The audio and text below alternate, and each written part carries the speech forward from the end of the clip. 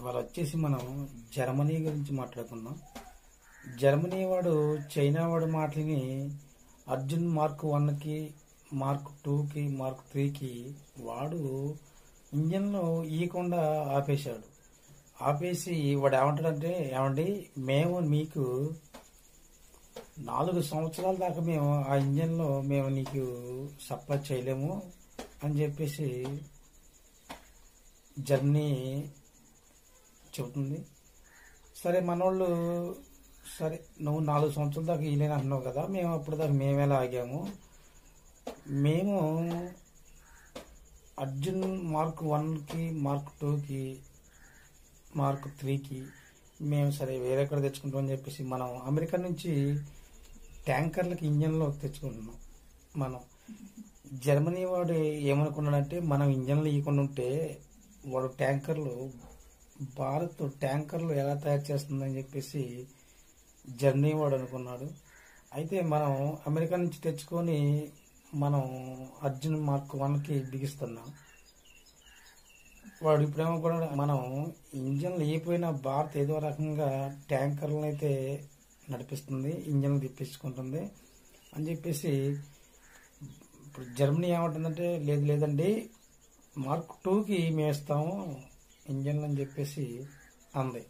సరే అని చెప్పేసి మన ఇండియా కూడా సరే అని చెప్పేసి ఒప్పుకొని మార్క్ 2కి ఇంజన్లు పంపించమని ఆర్డర్ పెట్టారు. అయితే వాళ్ళు ఏం చేశారంటే,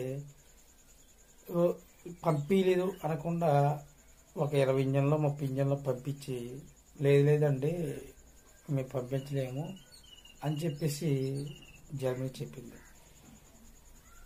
ఇదంతా తలక నొప్పి ఎందుకని చెప్పేసి మార్క్ 2కి 3కి కూడా మనం అమెరికా నుంచే ఇంజన్లు తెచ్చుకుంటున్నాం.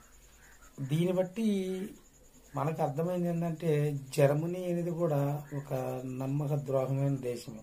దాన్ని నమ్మే ప్రసక్తి ఏం లేదు.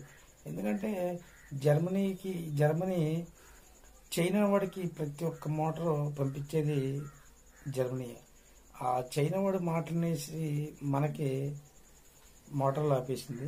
అయితే మనకు ఆపిన మోటార్లు ఏంటి అంటే, అర్జున్ మార్క్ 1, మార్క్ 3, మార్క్ 2 వాటి మామూలుగా మళ్ళీ వెహికల్స్ మోటార్లో పంపిస్తూనే ఉంది.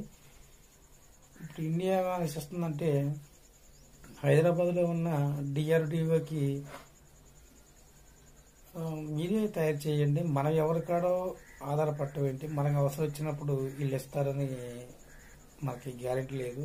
రేపు ఏదన్నా యుద్ధం జరిగినప్పుడు ఇంజన్లు అవసరమయ్యి వాళ్ళకి చెబితే వాళ్ళు ఇస్తారని మనకి నమ్మకం లేదు. ఎందుకంటే మామూలుగానే ఇప్పుడే వాళ్ళు మేము ఇస్తామంటున్నారు, ఇవ్వలేమంటున్నారు.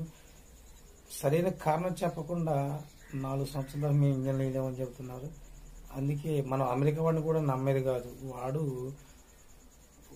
అనుకూలంగా ఉన్న చేపు మనకి వెళ్ళి ఉంటాడు, అనుకూలం తప్పితే వాడు కూడా ఇవ్వడు అని చెప్పేసి మన ప్రభుత్వం ఏం చేసిందంటే, డిఆర్డిఓకి ఈ అర్జున్కి ఇంజన్లు మీరే తయారు చేయండి అని చెప్పేసి వాళ్ళకి ప్రాజెక్ట్ అప్ చెప్పారు. డిఆర్డిఓ జర్మనీ కాడికి, అమెరికా కాడికి టెక్నాలజీ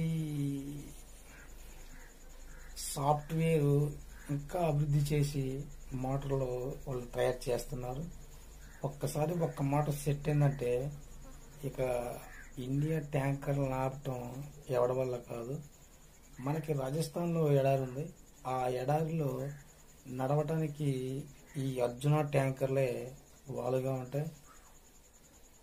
అదేంటండి ఇప్పుడు మనకి ట్యాంకర్లతో అవసరం ఏంటి, మనకడ ఉన్నాయి కదా ఆల్రెడీ రష్యా మీట్ ఉంది కదా, T-19 అవి ఉన్నాయి కదా అంటే, లేదండి మొన్న ఉక్రెయిన్ యుద్ధంలో T-19 ట్యాంకర్లో చాలా ఘోరంగా దెబ్బతిన్నాయి.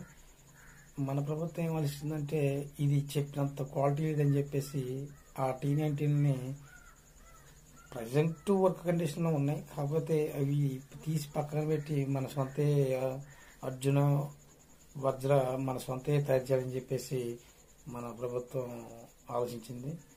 దానికి రష్యా కూడా సరేనండి మీరు తయారు చేసుకోండి అని చెప్పేసి అంగీకరించేసింది. మనకి జర్మనీ ఈ ఇంజన్లు ఇవ్వకుండా ఆపింది చైనా అంటారా, లేదంటే జర్మనీయే ఇది ప్రపంచ శక్తిగా ఎదుగుతుంది ఇండియా అని చెప్పేసి జర్మనీ ఇవ్వకుండా ఆపిందంటారా? మీకు తెలిసింది కామెంట్ రూపంలో తెలపండి. Thank you. జై హింద్.